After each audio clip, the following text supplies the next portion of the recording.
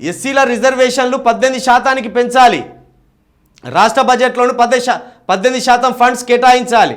Congress chief ఖార్గేకు MLA Vivek Venkataswamy లేఖ.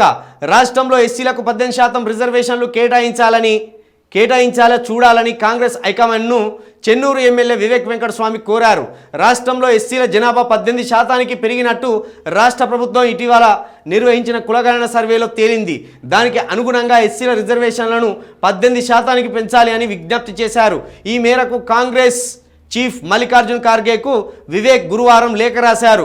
కాంగ్రెస్ ఎల్లప్పుడూ సామాజిక న్యాయం కోసం పాటుపడుతుందని, అందుకు చేవెళ్ళ ఎస్సీ ఎస్టీ డిక్లరేషనే నిదర్శనమని అందులో పేర్కొన్నారు. బడ్జెట్లో ఎస్సీలకు 15% నిధులు కేటాయించాలని 2013లో ఆనాటి కాంగ్రెస్ సర్కార్ చట్టం చేసింది.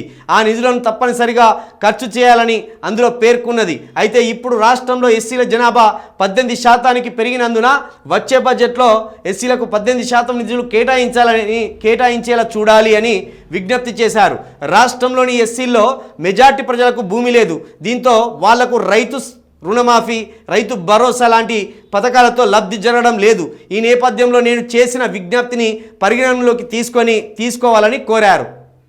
వివేక్ వెంకటస్వామి గారు మంచి ప్రతిపాదన చేసిండ్రు, కాదంటలేం. కానీ ఎస్సీల రిజర్వేషన్లను 18%కి పెంచాలి, ఎందుకంటే 18% ప్రస్తుతం వాళ్ళ జనాభా ఉన్నారు అని వివేక్ వెంకటస్వామి గారు కాంగ్రెస్ హైకమాండ్కి ఒక లేఖ రాసి ఒక వినతి పత్రం ఇచ్చిండ్రు. ఇది సంతోషం. దాంతోపాటు దళితులకు భూమి లేదు, ఎక్కువ మంది దళితులకు భూమి లేదు కాబట్టి రైతు భరోసాతోటి వాళ్ళకు లబ్ధి చేకూర్తలేదు అనేది వెంకటస్వామి గారి ఆలోచన. నువ్వు దళితులకు సాధించేది ఏదో సాధించరాదు, వేరేళ్ళకు పెట్టే బుచ్చాన్ని ఎందుకు ఎత్తగొడుతున్నావు నువ్వు? దళితులకు ఏం కావాలో అవి సాధించు ముందు. ఇప్పుడు దళితులకు భూమి లేదు, రైతు బంధు వాళ్ళకు రాదు అంటున్నావు. మరి రైతు కూలీలు దళితులే కదా, రైతు కూలీలు అయితే దళితులే కదా.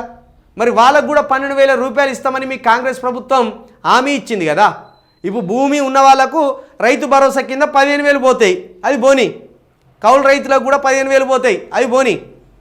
మరి రైతు కూలీలకు కూడా 12,000 రూపాయలు అన్నారు కదా, అదైతే కలిసి వస్తుంది కదా దళితులకు. ఎక్కువ కూలికి 4 పేటోళ్ళు ఎవరు? బీసీ ఎస్సీ ఎస్టీలే. మరి ఆ 12,000 ఇప్పియా రాదు? రైతు బంధు పెట్టుర్రి అని మెల్లగా పుల్ల పెడతాను. రైతు కూలీలకు రావాల్సిన ఆ సాయం అందించరాదు? రైతు కూలీలకు ఏడాదికి 12,000 రూపాయలు అన్నారు, గదాని మీద రాయి. ఉన్న వాటిని ఇంకా పీకేసే ప్రయత్నం చేసేదానికి లెటర్ రాసినట్టు చెప్తాను.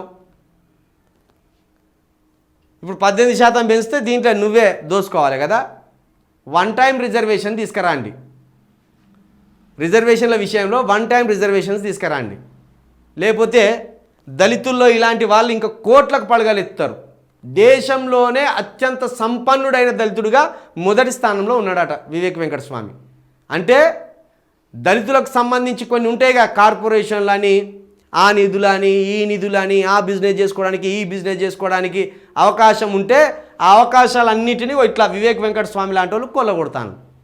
ఇక నిరుపేదలైన దళితులకు అవి అందే అవకాశమే లేదు. కాబట్టి వన్ టైం రిజర్వేషన్స్ తీసుకొస్తే ఇలాంటి దళితుల దోపిడీకి చెక్కు పెట్టవచ్చు.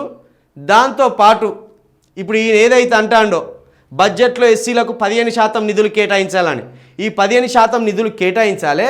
దీంట్లో పేద దళితులను వాణిజ్యవేత్తలుగా తీర్చిదిద్దడానికి ఒక ప్రణాళిక చేయాలి. ఎందుకంటే ఈ నిధులను కూడా ఎదిగిన దళితులే వినియోగించుకుంటాను. ఉదాహరణకు ఎస్సీ కార్పొరేషన్ ఉన్నది, ఎస్సీ కార్పొరేషన్ నిధులను కూడా మళ్ళా ఈ దళితుల్లో ఉన్న దోపిడీ వర్గమే దోచుకుంటుంది. పేదోళ్ళకు ఆ నిధులు అందుతలేవు. దళితులకు సంబంధించి ఇండస్ట్రియల్ ఉంటుంది, ఆ ఇండస్ట్రియల్ నుండి కూడా ఇలాంటి దళితులు ఉపయోగపడతాను తప్పించి పేద దళితులు కానీ మధ్యతరగతి దళితులకు కానీ ఈ అవకాశాలు కానీ ఈ ఫలాలు కానీ అందుతలేవు. కాబట్టి దళితుల్లో ఉన్న దోపిడీ వర్గానికి అడ్డుకట్ట వేయాలంటే ఒక గట్టి చర్యలు తీసుకోవాలి.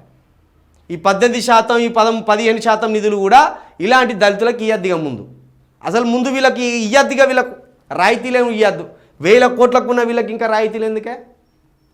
చూడికి ఇక్కడ చిన్నగా రైతు బంధు వల్ల, రైతు భరోసా వల్ల ఎలాంటి భరోసా లేదు దళితులకు. ఈ దళితులకు భూమి లేదు కాబట్టి ఈ రైతు భరోసా రాకపోయినా అవసరం లేదు అంటాడు. ఎందుకే ఇవన్నీ పుల్లలు పెట్టే పనులు? దళితులకు నువ్వు ఇచ్చిన ఇంకా హామీలు అనేకం ఉన్నాయి, అవి చేయరాదు. అసైన్డ్ భూములు ఎందుకు పోయినాయి దళితులై, అవి చూడరాదు.